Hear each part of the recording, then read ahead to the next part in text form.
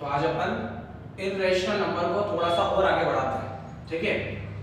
उसने अपन को क्या प्रूव करने के लिए बोला है, prove that the following numbers are irrational. First है 7√5, ठीक है। अब ये क्वेश्चन अगर 2 मार्क्स में आता है, ठीक है, 7√5 अगर 2 मार्क्स में आता है तो अपन क्या करेंगे, देखो सबसे पहले 7√5 को अपन ने a/b यानी क्या ले लिया, रेशनल ले लिया, ठीक है, रेशनल ले लिया। और ऐसा रेशनल लिया जहां पे a एंड b दोनों नंबर क्या होंगे, को प्राइम होंगे, ठीक है। को प्राइम मतलब जिनका कोई कॉमन फैक्टर नहीं होगा, नो कॉमन फैक्टर, ठीक है। तो कोई कॉमन फैक्टर नहीं होगा, वो नंबर्स क्या होते हैं, को प्राइम नंबर्स होते हैं, ठीक है। अब अपन क्या करेंगे, जो अपन को पता है कि ये इर्रेशनल नंबर है उसको एक साइड पे छोड़ देंगे। जैसे अपन ने √5 को इर्रेशनल प्रूफ किया हुआ है, ठीक है, तो इस √5 को यहां रहने दो, बाकी टर्म को उधर लिया। तो मैंने 7 को उधर भेजूंगा तो 7√5 के साथ मल्टीप्लाई में कहां जाएगा, डिवाइड में जाएगा। तो √5 इक्वल्स टू क्या हो जाएगा, a/7b, ठीक है। अब इस इक्वेशन से क्या पता लग रहा है, देखो अगर a/b क्या है, रेशनल नंबर है। अब रेशनल नंबर में आप कुछ भी ऐड करो या कुछ भी सब्ट्रैक्ट करो या कुछ भी मल्टीप्लाई करो या कुछ भी डिवाइड करो, आपको हमेशा रेशनल नंबर ही मिलेगा, ठीक है। जैसे मैंने कोई एक एग्जांपल लिया, रेशनल नंबर लिया मैंने 1/2। अब इसके अंदर मैं +1 कर दूंगा तो भी सोल्व करूंगा तो रेशनल ही मिलेगा, -1 कर दूंगा तो भी सोल्व करूंगा तो रेशनल नंबर ही मिलेगा। कुछ भी चीज मल्टीप्लाई कर दूंगा तो भी रेशनल नंबर मिलेगा, और कुछ भी चीज डिवाइड कर दूंगा तो भी रेशनल नंबर ही मिलेगा, ठीक है। तो रेशनल नंबर के अंदर जो अपन के पास a/b था, उस रेशनल नंबर के अंदर अगर मैं 7 का डिवाइड करता हूं तो भी क्या होगा, अपन को रेशनल नंबर ही मिलेगा। तो ये a/7 भी जो होगा ये क्या होगा, एक रेशनल नंबर होगा, ठीक है।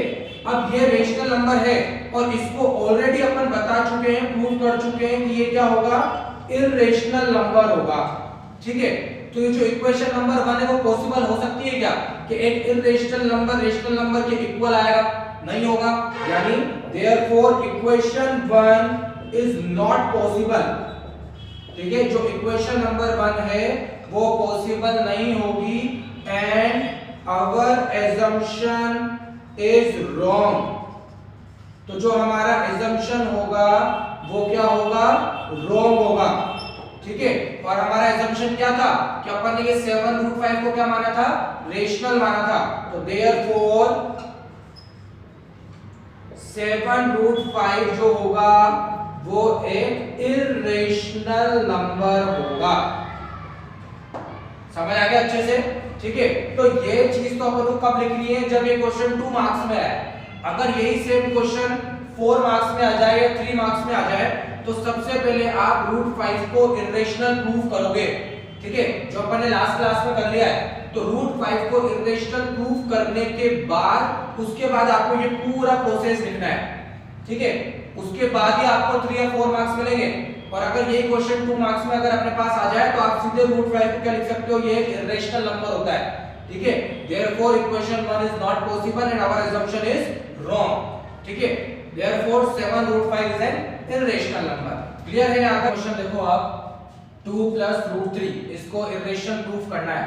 तो सबसे पहले 2 + √3 को अपन ने क्या बताया है, रेशनल नंबर बताया, और ऐसा रेशनल नंबर बताया जिसमें जो a और b है वो को प्राइम नंबर्स होंगे, ठीक है, यानी उनमें कोई कॉमन फैक्टर नहीं होगा, ठीक है। अब इस 2 को मैंने भेजा इधर, ये रेशनल नंबर है, ठीक है। अब इस 2 को मैंने भेजा इधर, तो √3 इक्वल्स टू a/b - 2। अब ये आ गया अपने पास इक्वेशन नंबर 1। अब रेशनल नंबर में अगर आप 2 को सब्ट्रैक्ट करोगे तो भी आपको क्या मिलता है, रेशनल नंबर ही मिलेगा। और ऑलरेडी अपन प्रूव कर चुके हैं कि जो √3 है वो क्या होगा, इर्रेशनल नंबर होगा, ठीक है। तो इक्वेशन 1 इज नॉट पॉसिबल, क्योंकि इर्रेशनल रेशनल के इक्वल कभी नहीं आएगा। तो therefore equation 1 is not possible and our assumption is wrong. Therefore 2 plus root 3 is an irrational number.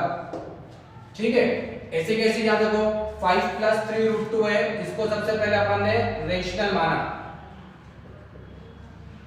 और ऐसा रेशनल माना जिसमें a और b क्या होंगे, को प्राइम नंबर्स होंगे।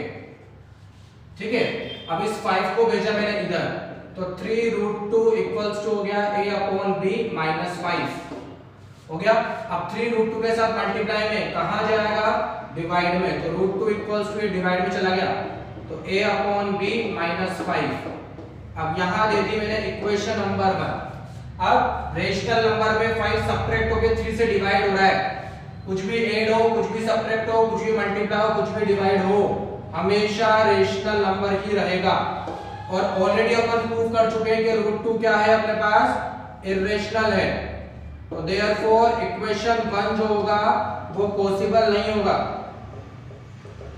And our assumption is wrong. Therefore 5 plus 3 root 2 is an irrational number. ठीक है, क्लियर है। तो ये चीजें अपन को तब करनी है जब क्वेश्चन 2 मार्क्स में आए, और अगर 3 या 4 में आता है तो रूट 5, रूट 3 और रूट 2 इनको सबसे पहले इर्रेशनल प्रूव करके इस प्रोसेस को आगे बढ़ाना है। ठीक है, क्लियर, समझ आ रहा है अच्छे से। तो अब अपन कुछ वर्ड प्रॉब्लम्स के बारे में पढ़ेंगे रियल नंबर की। ठीक है, उससे पहले ये चीज ध्यान रखना कि अगर वर्ड प्रॉब्लम्स में हाईएस्ट, लार्जेस्ट या मैक्सिमम इस तरीके की सिचुएशन दिखती है आपको, तो इट मींस अपन को क्या निकालना है, एचसीएफ फाइंड करना है। ठीक है, और अगर अपन को वर्ड प्रॉब्लम में लोवेस्ट, लीस्ट, स्मॉलेस्ट या मिनिमम इस तरीके की सिचुएशन दिखती है, तो अपन को क्या निकालना है, एलसीएम निकालना है। कई बार क्या होता है, ये वर्ड डायरेक्टली दे दिए जाते हैं। ठीक है, और कई बार क्या होता है, अपन को पहचानना पड़ता है कि अपन को मैक्सिमम वाली सिचुएशन निकालनी है या फिर मिनिमम वाली सिचुएशन निकालनी है। ठीक है, अभी जैसे एक क्वेश्चन इसमें दिया हुआ है, देखो, an army band of 616 members is to march behind an army band of 32 members in a parade. The two groups are to march in the same number of columns. ठीक है, what is the maximum number of columns in which they can march? इसमें easily दे दिया उसने।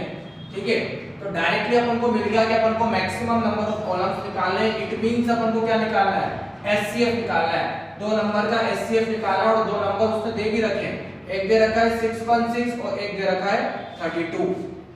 इसका सीधा HCF find कर लेंगे तो अपन को आंसर मिल जाएगा। अब एचसीएफ के लिए अपन यूक्लिड यूज कर लेते हैं। देखो यहाँ पे आप चाहो तो प्राइम फैक्टराइजेशन भी यूज कर सकते हो।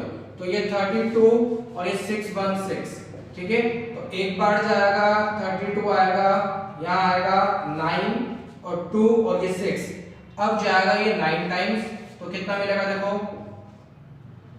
288 मिलेगा। ठीक है, सब्ट्रैक्ट करेंगे तो रिमाइंडर मिलेगा अपन को 8, रिमाइंडर 8 आ चुका है। अब ये पूरा एक डिवाइड कंप्लीट हुआ है इस जगह पे। ठीक है, ये पूरा एक डिवाइड कंप्लीट हुआ है।